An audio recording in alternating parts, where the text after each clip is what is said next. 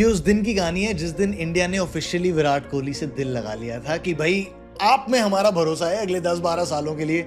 आप जब तक खेलेंगे हमें ये पता है कि जीत के चांसेस रहेंगे जब तक आप वहां खड़े हैं। What a day man. अब मैंने ना ये गेम लाइव देखा था, आप में से बड़े सारे होंगे जिन्होंने लाइव देखा होगा होबार्ट में ये गेम, लेकिन अगर आप थोड़े यंग हैं, आपने नहीं देखा था ये गेम लाइव, इस कहानी को सुनकर जाना।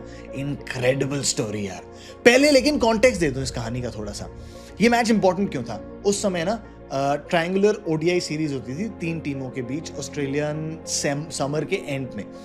तो इस सीरीज में ऑस्ट्रेलिया, इंडिया, श्रीलंका 3 टीम्स थी। ऑस्ट्रेलिया ऑलरेडी फाइनल में पहुंच चुकी थी। श्रीलंका और इंडिया के बीच ये वर्चुअल सेमीफाइनल जैसा हो गया था। जो टीम जीतती वो फाइनल में चली जाती, लेकिन इंडिया इतना खराब खेलते हुए आ रही थी इस गेम में कि श्रीलंका को तो सिर्फ जीत चाहिए थी फाइनल में जाने के लिए। इंडिया को जीत चाहिए थी विद अ बोनस पॉइंट, जिसका मतलब ये कि जो भी टारगेट श्रीलंका लगाती उसको इंडिया को 40 ओवर में चेज करना था। और भाई श्रीलंका ने बड़े रन लगाए बोर्ड पर, तोड़ दिया उस दिन। तिलक रत्ने, दिलशान, उनके साथ संगकारा, दोनों ने सेंचुरीज लगाई, बोर्ड पर लगा दिए 320। अब ये उस समय की बात है जब 300 वो still a massive total in ODIs.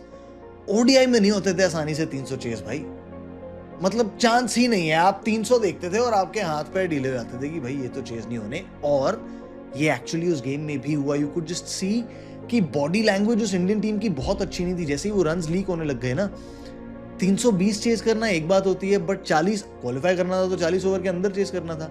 40 over के अंदर चेस करना तो वर्चुअल इम्पॉसिबिलिटी थी। और ये बात मैं नहीं कह रहा हूं, खुद विराट कोहली ने उस नॉक के बाद ना उन्होंने ये बात कही कि मैंने उस ड्रेसिंग रूम में देखा और उस चेज की शुरू होने से पहले बॉडी लैंग्वेज बहुत पॉजिटिव नहीं लग रही थी। वो बिलीफ उतना नहीं दिख रहा था उस टीम में। कट टू इंडिया की चेज शुरू होती है। वीरेंद्र सहवाग, द ग्रेट सचिन तेंदुलकर साथ में शुरुआत अच्छी करते हैं, but both get out in quick succession. 80-85 पे 2, आई थिंक 86 for 2 हो जाती है India, which is when Virat Kohli and Gautam Gambhir bat together. अब Virat Kohli young batter, promising batter, लेकिन अब तक विराट कोहली ने जितनी भी नॉक्स खेली थी वो बड़ी वनडे इंटरनेशनल वाली पेस पे खेली थी, तेज तरार नॉक्स नहीं खेली थी। यहां तेज नॉक चाहिए थी। लसिथ मलिंगा उस वक्त अपने प्राइम पर, पीक ऑफ हिज पावर्स, ठीक है। तो एक तो आप 40 ओवर में 320 चेस कर रहे हो, उसमें दिमाग में ये भी है कि यार इसमें 10 ओवर तो मलिंगा डालेगा। मलिंगा आता है।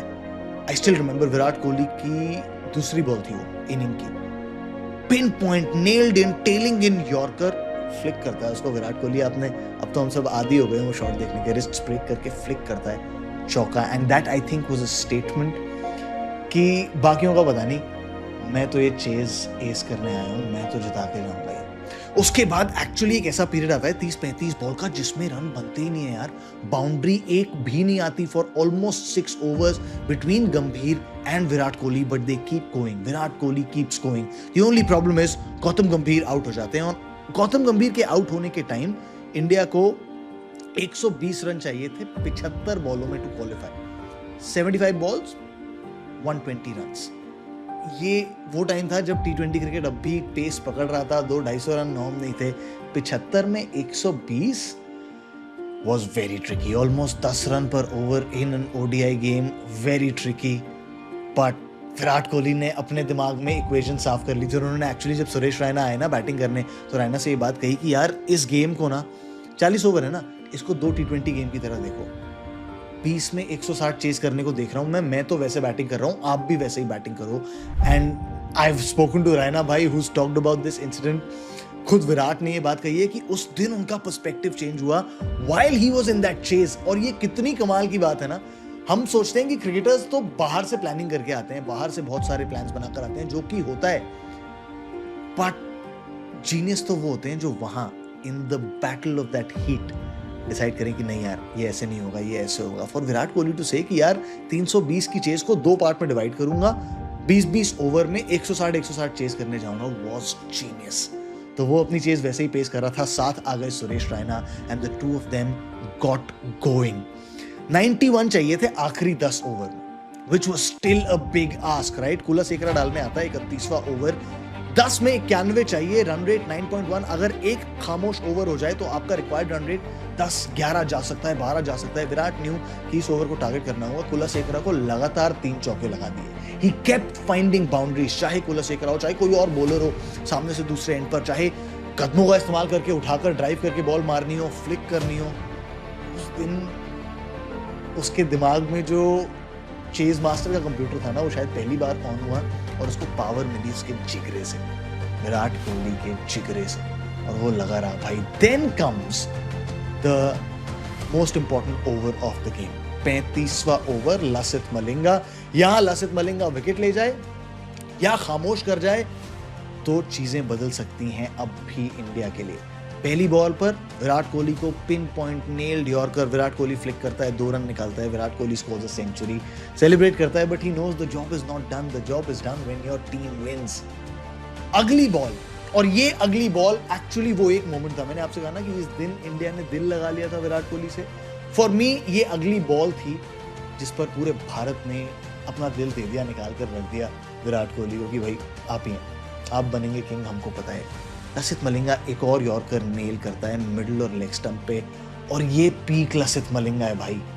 इस लसिथ मलिंगा के सामने बड़े बड़े बैटर्स घुटने टेक देते हैं, इसकी यॉर्कर के सामने इसको खेलने जाते हैं। लसिथ मलिंगा अगर सामने बॉलिंग कर रहा है तो आप उसको बाउंड्री मारने के इंटेंशन से नहीं खेलते हो, आप रुक कर खेलते हो, उसका ओवर निकालने को देखते हो। Telling in yorker, crunch chase, backlift ऊपर से नीचे आती है, ही ब्रेक्स हिज रिस्ट्स अगेन, फ्लिक करके उठा के होबार्ट में स्क्वायर बाउंड्री के ऊपर छक्का मार देता है विराट कोहली। ही whips a yorker for a 6 and does not stop there।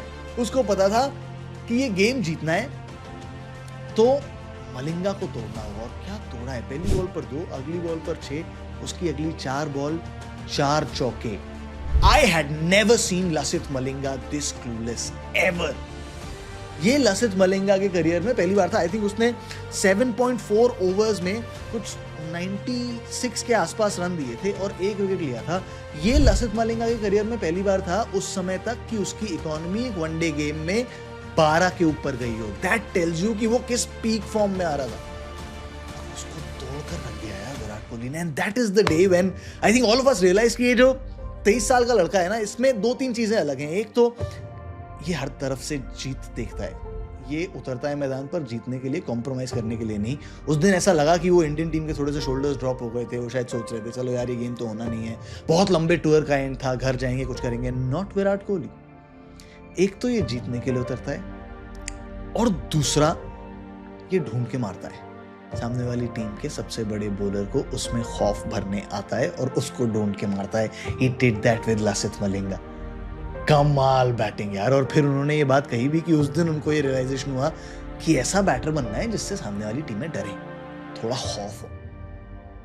उस दिन से एक ऐसे, and of course I mean needless to say, India ने 36.2 आई थिंक 36.2 36.3 या 37 ओवर के आसपास चेज कंप्लीट कर ली। बोनस पॉइंट से वो गेम जीता, फाइनल में गए। ऑफ कोर्स फाइनल हार गई इंडिया उस सीपी सीरीज का, but just to see the glimpse of the future that day in Virat Kohli was so special. और उसके बाद ये जो पूरा साम्राज्य बनाया ना विराट कोहली ने अपनी चेजिंग का, उस समय भी एक्चुअली ये उनकी 9वीं ओडीआई सेंचुरी थी जिसमें 6 ओडीआई सेंचुरीज चेजेस में आई थी, तो चेज पसंद तो थी उनको, बट कैसे एक इंसान गेम के एक एस्पेक्ट को इतना रेवोल्यूशनाइज कर सकता है, सोच के देखो। उस समय ये कहना, 23 साल के थे वो सिर्फ, he was just 23, to think कि मैं स्प्लिट करूंगा गेम को, 20-20 ओवर का गेम बनाऊंगा, वाज रेवोल्यूशनरी। और उसके बाद तो जो उन्होंने किया है, 14, 15, फिर गए ऑस्ट्रेलिया, फिर तोड़ा, टेस्ट सीरीज में तोड़ा, 16 was the best year of his life. To think कि वो विराट कोहली जो 23 का था उस समय, और आज वो विराट कोहली जो ऑलमोस्ट 37 है, 38 है, आज भी रीइन्वेंट कर रहा है अपने आप, आज भी अपने स्ट्राइक रेट पर काम कर रहा है, आज भी कह रहा है कि मुझे मेरे गेम में बेहतर करने की क्या जरूरत है। आज भी लीडिंग रन स्कोरर्स की लिस्ट में विराट कोहली का नाम आता है। अब तो बेस्ट स्ट्राइक रेट में भी नाम ऊपर चढ़ने लग गया है। That's just the mark of a genius. और इसीलिए दिल लगाते हो आप एक खिलाड़ी से, आप उनके स्टाइल, उनके एटीट्यूड, उसकी वजह से दिल नहीं लगाते, आप परफॉर्मेंसेस की वजह से दिल लगाते हो। आप दिल लगाते हो और भरोसा रखते हो एक ऐसे इंसान में जो सामने से आपको भरोसा देता है कि मैं जिता के जाऊंगा, चिंता मत करो, जब तक मैं खड़ा हूं मैं हारने नहीं दूंगा आपको। 100% ट्रैक रिकॉर्ड किसी का भी नहीं होता। विराट कोहली ने भी बहुत गेम्स हारे हैं, आई एम श्योर चेस करते हुए भी गेम्स हारे हैं, बट जस्ट द फैक्ट कि आपको पता है जब तक विराट कोहली आपकी पसंदीदा टीम से बाहर बैटिंग कर रहा है वो अपना 100% देकर आएगा आपकी टीम के लिए, जिसको आप प्यार दे रहे हो उसके लिए अपना सब कुछ देकर आएगा ग्राउंड पे। And that is such a special feeling to have. That evening in Hobart, वो फीलिंग पहली बार महसूस हुई थी पूरे इंडिया को, और उसके बाद तो आदत सी लग गई, नशा सा हो गया। लॉन्ग मे दिस नशा of Virat Kohli on field continue for all Indians. अब मैं ना ये कहानियां और कहना चाहता हूं, ऐसी कहानियां अगर आपको अच्छी लगी तो please like share subscribe everything, और लोगों को दिखाइए ये कहानियां। आप क्या कहते हो, और कौन सी कहानी सुनानी चाहिए मुझे? कोई एक कहानी जो आप सुनना चाहोगे बताओ कमेंट्स में, कहानियां लेकर आएंगे आपके लिए। इस वाली कहानी को और प्यार दो ताकि मुझे लगे कि और कहानियां बनानी चाहिए दोस्तों। कमेंट्स में, लाइक्स में भरमार कर दो। Thank you, love you, see you in another video.